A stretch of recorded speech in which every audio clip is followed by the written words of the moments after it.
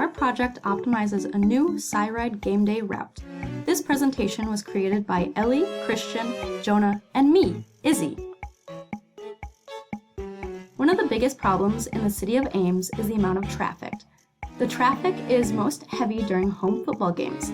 This is due to the amount of people traveling to the area to watch the game.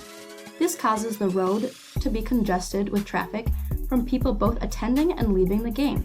To help alleviate the amount of traffic in Ames during home football games, this project proposes to add a new SciRide route running from the hotels to Jack Trice Stadium.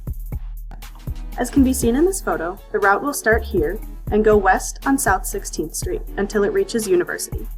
From here it will head towards the parking lot near the stadium. It will loop around the parking lot and then go back towards the hotels.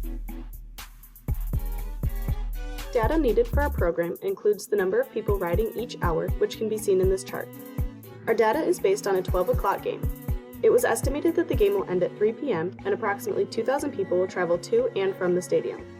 Other data needed includes operation expenses, bus capacity, and bus cycle time.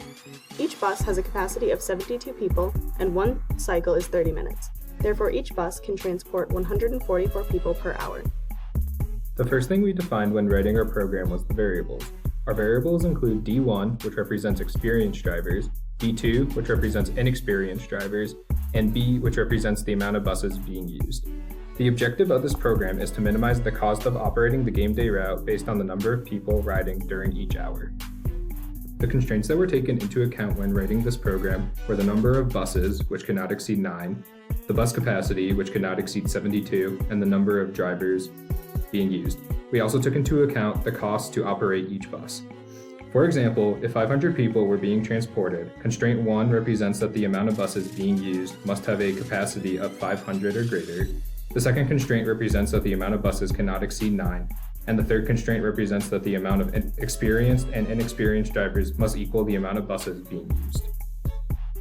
The purpose of the binary function is to determine how many experienced drivers and inexperienced drivers will be running the buses on game day. Experienced drivers get paid $20 per hour, while the inexperienced drivers get paid $15 per hour. Due to the buses going through large crowds in the tailgating area, SciRide prefers that experienced drivers fill the position first. There are 5 total experienced drivers labeled by D1. The binary function ensures that the first 5 drivers are experienced, then allows the rest to be the inexperienced drivers labeled by D2. Shown here is an example of one of the 8 outputs for one of the operating hours, and to the right are the minimized operating costs of each hour of the day. The more people that ride per hour results in more buses being needed, so the highest costs are at the peak traveling times.